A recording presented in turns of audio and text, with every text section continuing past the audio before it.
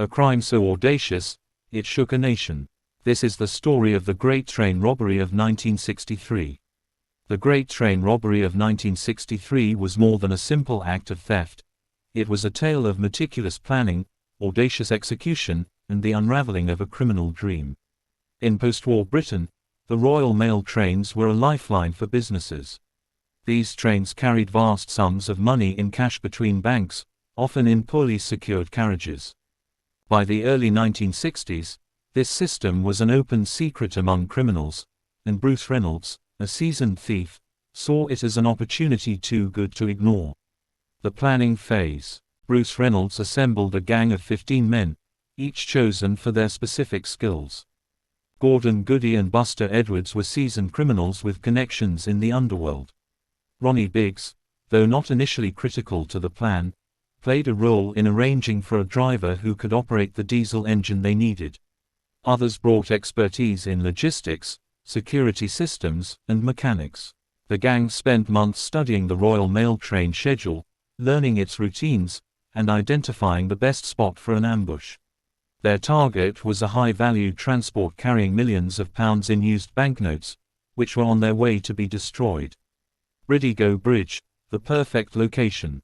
Bridego Bridge, near Ledburn, Buckinghamshire, was isolated and surrounded by farmland, making it an ideal spot for the heist. The gang rehearsed their plan several times, ensuring every detail was accounted for. The heist. The night of August 8, 1963. Shortly after 3 a.m., the gang implemented their plan. They tampered with the railway signals by covering the green light with a glove and attaching a battery-powered red light to force the train to stop. The train's driver, Jack Mills, stopped the train as instructed by the signals. When he exited the cab to investigate, the gang ambushed him.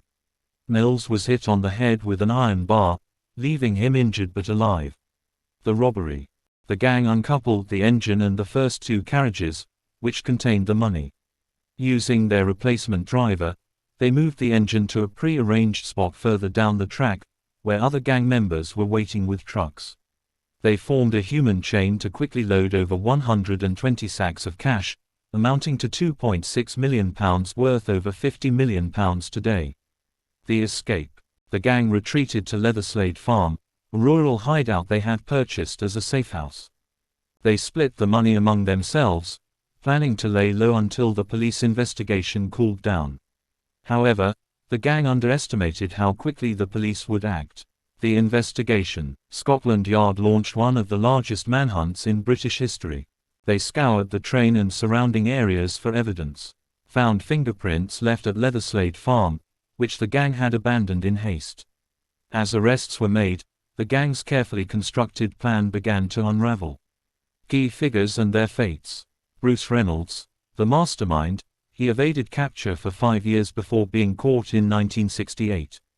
He served 25 years in prison. Ronnie Biggs escaped from prison in 1965 and fled to Brazil, where he lived as a fugitive for decades before voluntarily returning to the UK in 2001. Buster Edwards, famously portrayed in films, he turned himself in and later ran a flower stall in London. The public fascination. The robbery captivated the public for its daring and audacity.